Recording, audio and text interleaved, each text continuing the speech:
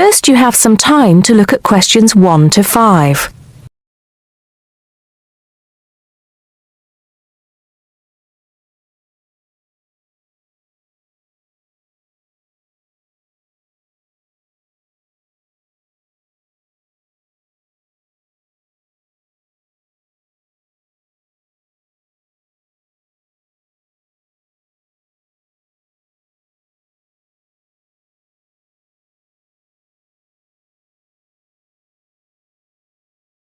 You should answer the questions as you listen because you will not hear the recording a second time. Listen carefully and answer questions 1 to 5. Hello, 5-star caterers. Can I help you? Oh yes, I spoke to you an hour ago about the arrangements for our end-of-term party. Oh, that's right. It's Mr. Saunders, isn't it? Actually, it's Sanders. That's S-A-N-D-E-R-S. Oh, I'm sorry. I'll just get that down correctly on the form. Okay, Mr. Sanders, sorry about that. No problem. Well, I've got the details you asked for, so I thought I should call you back quickly and book. Good. Let's fill in the form, shall we? Great. First of all, can you give me a telephone number? Somewhere where you can be contacted during the day. Yes, it's 445-6786. 445-6786. Okay. And do you have a number where you can be contacted outside of office hours? Well, I'm at work till late in the evening, so use the same number. And if I'm not there, you can leave a message. Thanks. I'll make a note of that. And how many guests shall I put down? Okay, that's changed. So instead of the figure I gave you before of 85, it's now only 50. It's much lower, I'm afraid, because a lot of people can't make that date. That's not a problem. Can you remind me of the date we'd set? Yes, it's the 25th of June. Okay, that's fine. Before you hear the rest of the conversation, you have some time to look at questions 6 to 10.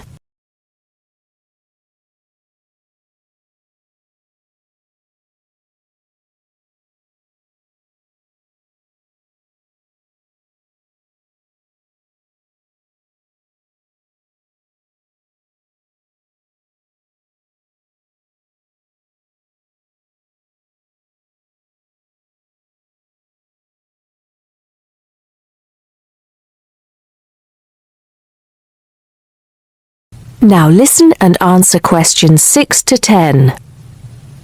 Now, did you have the chance to look at the tables on the website? Yes, I did. And I think the rectangular tables would be good. The long, thin ones. Yes, you could have 2 of those.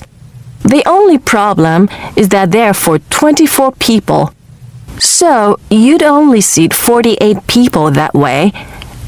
And if you have 50 guests... Oh, I see what you mean. 2 people would have nowhere to sit. What about the square ones? You'd have the same problem with numbers. Usually, for 50 people, we find the round tables work well. Not the smaller ones. They only seat 6 people. The ones that seat 10, the large ones. So do you think we should have 5 of those? I think that would work well. Okay, that's what we'll do then. Fine. And have you decided on the menu you would like? Yes, I think so. But I wanted to ask you, we talked about having the 3-course meal with waiter service, but in the end, we thought it would be a bit too formal.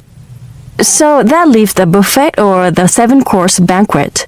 How much is a banquet again? £100 a head. That's too much and too formal. The buffet is fine. Okay, so I think I've got everything. We'd need a deposit of 50% of the total. Right. What's the total? Just a minute. Yes, it's £30 a head times 50, so that's £1,500. 50% of that would be 750 now, with the balance due another 750 on the day. Great. I'll call in tomorrow if that's okay. I can pay you the deposit then. We'll look forward to seeing you tomorrow then. Okay. Thanks a lot. Goodbye. Goodbye. That is the end of part 1. You now have half a minute to check your answers.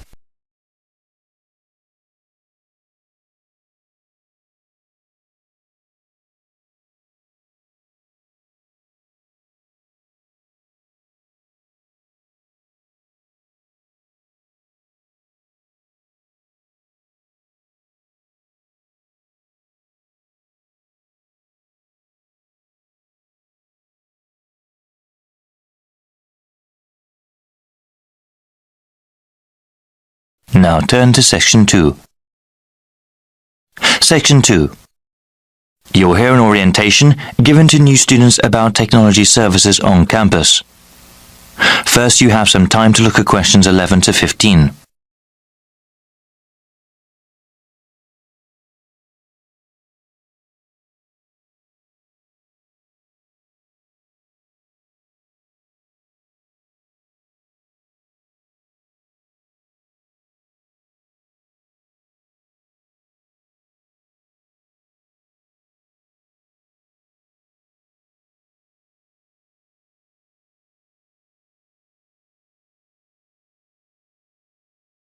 Now listen to the first part of the orientation and answer questions 11 to 15.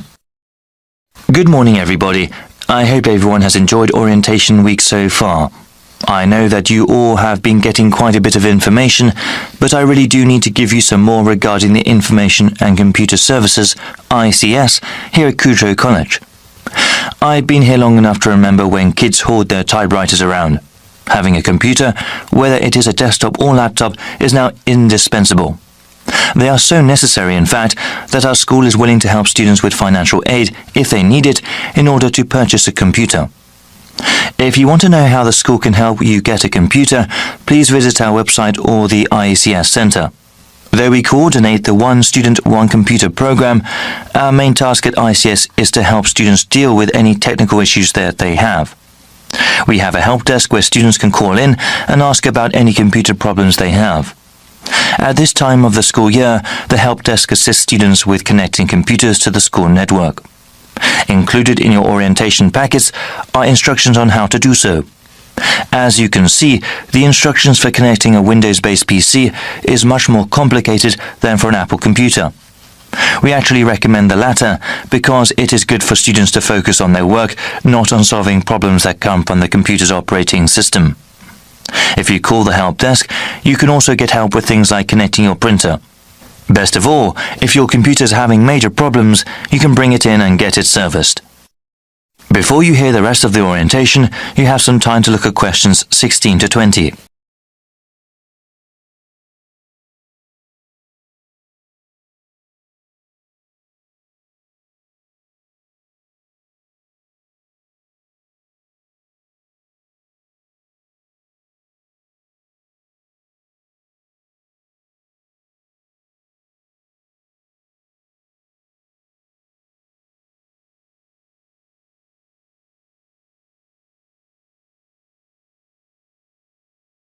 Now listen and answer questions 16 to 20.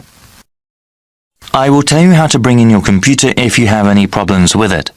If I'm not there, you can talk to the full-time attendant, Jacob. That's J-A-K-O-B, Bianchi. Jacob has many years of experience in computer service. Please feel free to ask him anything. He is there Monday through Friday and can figure out what you need help with. We are located in Taylor Building. Our extension is 7760. This year, we also have extended opening hours. We are open both weekdays and weekends. During the week, we are open from 9 to 7 and on Saturdays from 12 p.m. to 5 p.m. Fill out a form and if you need to drop your computer off, we'll get it fixed right away. Thank you all for listening and good luck with your studies. That is the end of Section 2. You now have half a minute to check your answers.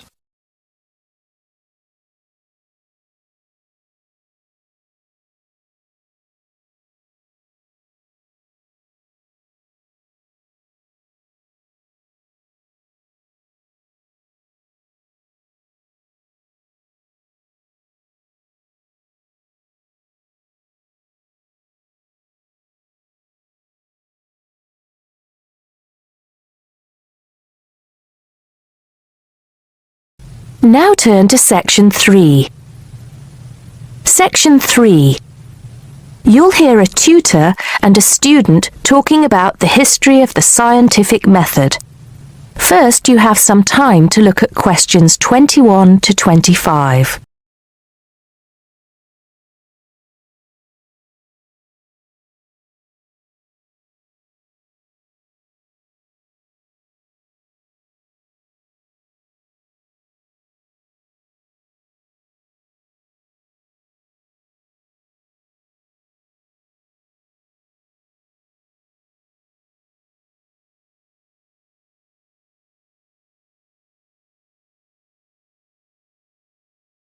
Now listen carefully and answer questions 21 to 25. Hello, Simon. Come in. Take a seat. Now, I wanted to talk to you about your assignment. Yes, the one on the scientific method. That's right. I just wanted to see how you were getting on. Well, I think it's fine. I mean, I haven't done a huge amount of work on it because I've been working on other things, but what I've read so far seems fine. How many of the references that I gave you have you managed to get hold of? Not too many, I'm afraid.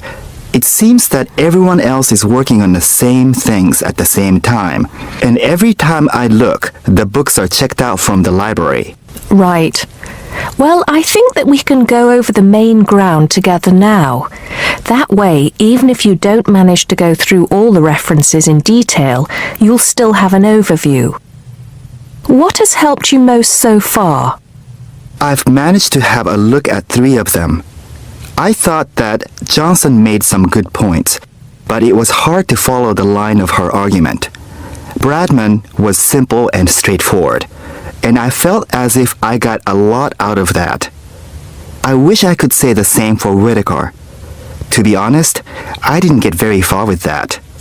Okay, that's more or less what I'd expect. So tell me, what have you learned so far about the role of the Egyptians and the Babylonians? Yes.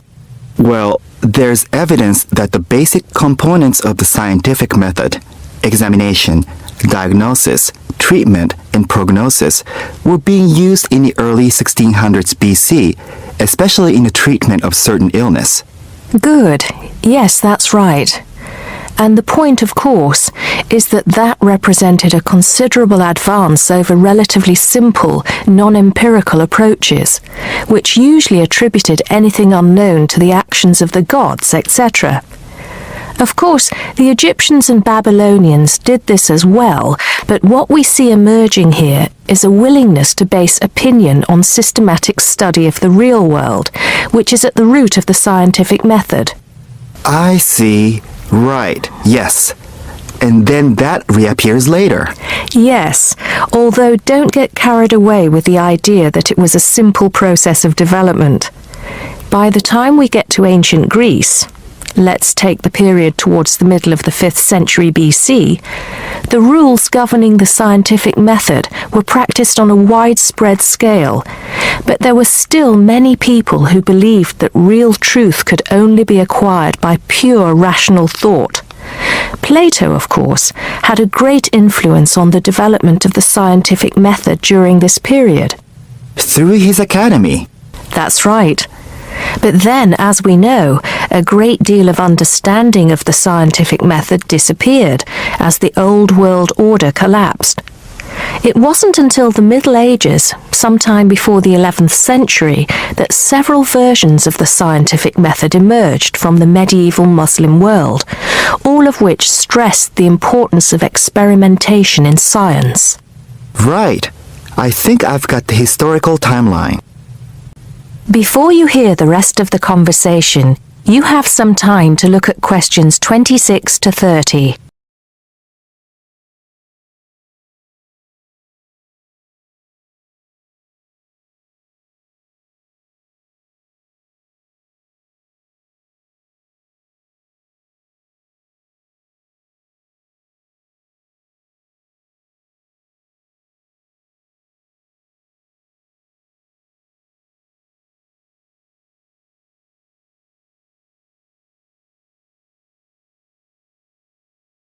Now listen and answer questions 26 to 30. The other thing I'm struggling with slightly is actually pinning down precisely what we mean by the scientific method. I wonder if you could give me some pointers on that. Sure. Well, it's best to think of the scientific method as a series of steps in a process which allows us to find answers to questions about the world around us. So the first step is to identify the problem. What is it that you want to know or explain? And then I think the next step is designing an experiment. But you can't design an experiment unless you know what you want your experiment to tell you. Oh, yes. You need to form a hypothesis to be tested before you design the experiment. So there's a very clear relationship between hypothesis and experiment. Having designed the experiment, then of course you go on to carry out the experiment.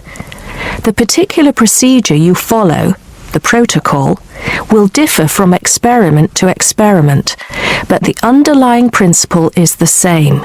You analyze the data from the experiment in order to confirm or disprove your hypothesis. Assuming the experiment is accurate. Oh yes. If there's anything unusual about the data, or if the results are at all surprising, then you need to ask yourself whether the experiment could be flawed and whether the data could be unreliable. If the answer is yes, then it may be necessary to modify the experiment and go through the process again. So, once you have reliable, valid results, Then the final step is to communicate them. The wider scientific community needs to know about the results, and publication in journals is the accepted way. okay, I think I've got the basics. It's going to get more complicated as we begin to look at some people who have criticized the scientific method. So you need to make sure that you understand things up to this point. Let me know if you have any further problems with it. That is the end of section 3. You now have half a minute to check your answers.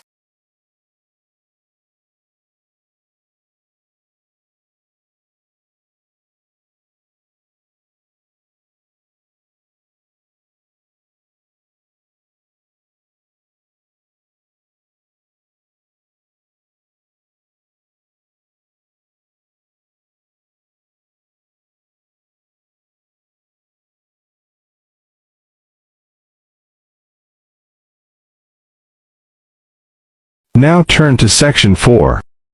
You'll hear a talk given by a foreign correspondent. Now you have some time to look at questions 31 to 37.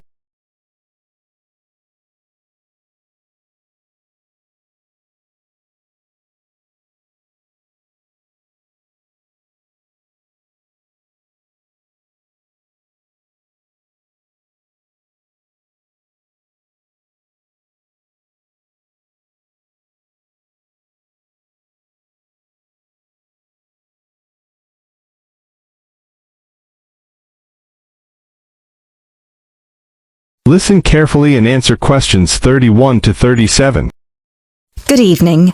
As I assume most of you are already aware, I have been asked to come here and talk to you, essentially give you a quick overview of the life of a foreign correspondent, along with a few tips on how to become a successful international reporter yourself, should this be a career choice you elect to pursue. So let me start by this. Don't become a foreign correspondent, at least not due to the romantic notions that come attached to this job, or what you've seen in the movies. Being a foreign correspondent does not mean exotic adventures. It doesn't mean finding yourself at the heart of the action and putting yourself in danger to inform the world. Let me just tell you this. 80 journalists are killed each year in the line of duty. Many more find themselves in prison or are attacked. You need to think hard. Is this the sort of career I want? Is this the kind of reporting I'm interested in? And only after you've carefully considered all the pros and cons should you decide. But let's focus on those of you who believe that, yes, you've got what it takes to be a foreign correspondent, and this is definitely why you decided to study journalism here. You're all third-year students, which means I don't need to waste my time telling you the basics. Of course, you need to read a lot. Books, novels, newspapers, blogs, and of course, you need to be acceptably proficient in various media skills. But what is it that's going to separate you from normal journalists and reporters? There are 4 things that'll make you different. The first thing is your experience of the world. You can't call yourself an international reporter unless you've been around and seen different places and different cultures. Seize every opportunity to visit other countries, meet people from around the world. It doesn't matter if it's business or leisure, just hop onto a plane and go everywhere. This will expand your horizons and sharpen your mind, something that, as a foreign correspondent, will help you understand better the culture of the country you'll be covering. And speaking of culture, this is a term you need to make sure you fully understand. What's culture? What makes a country's culture? Explore the culture of the country you're interested in. The music, the literature, the religion. Are there any cultural practices or conflicts you need to be aware of? Are there any tensions within the country? Why? The most important element of culture, of course, is the language. Do yourself a favour, whether you're planning to become a foreign correspondent or not. Learn a foreign language. So many of us are culpable for just sticking to just English, and while English is a very important language in the world, it would be foolish to think it's the only one. Pick a language whose sound you enjoy, a language you find interesting. Trust me, your future CV will thank you for it. And finally, history. Don't expect to be given a job as a foreign correspondent if you don't know anything about your target country's history. No piece of news is disconnected from the past. The whole world tells a story, and your coverage will suffer if you attempt to arrive in the middle with no reference to or understanding of what came before. The hows and whys always lurk in the past. Seek them. You now have 30 seconds to look at questions 38 to 40.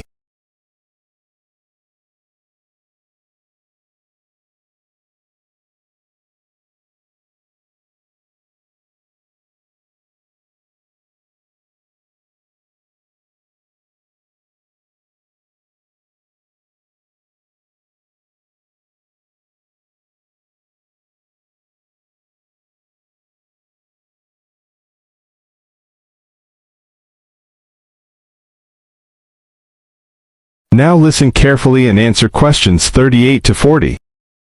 Now, there's something else you need to understand. The world of international journalism is changing, like every other industry, due to the internet. The arrival of globalization brought with it a whole new set of rules, and you'll do well to comprehend what they mean for you. Unfortunately, gone are the days when a newspaper would hire you and deploy you to a country.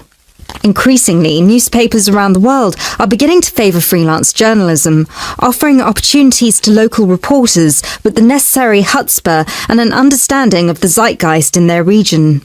What this means for you is that you won't just have to start at the bottom. If you want to sustain yourself as an international reporter, you'll also have to pursue many different avenues at once. You'll need to persevere and push and build contacts everywhere. An old student of mine, a terrible student at university, but an incredibly intelligent woman, she came to find me at a conference that was recently held in Yemen, where I delivered a speech on the future of journalism. She was working for 3 different newspapers as a freelance foreign correspondent, one of them The Times, and she told me that the one piece of advice I gave her that stayed with her and helped her with her career was this: don't be afraid to fail. It will happen over and over again. It's how you deal with it that matters most. So keep this with you, this one piece of advice. Oh, and don't forget, your passports need to be kept current at all times. Thank you very much for listening. That is the end of section 4. You now have half a minute to check your answers.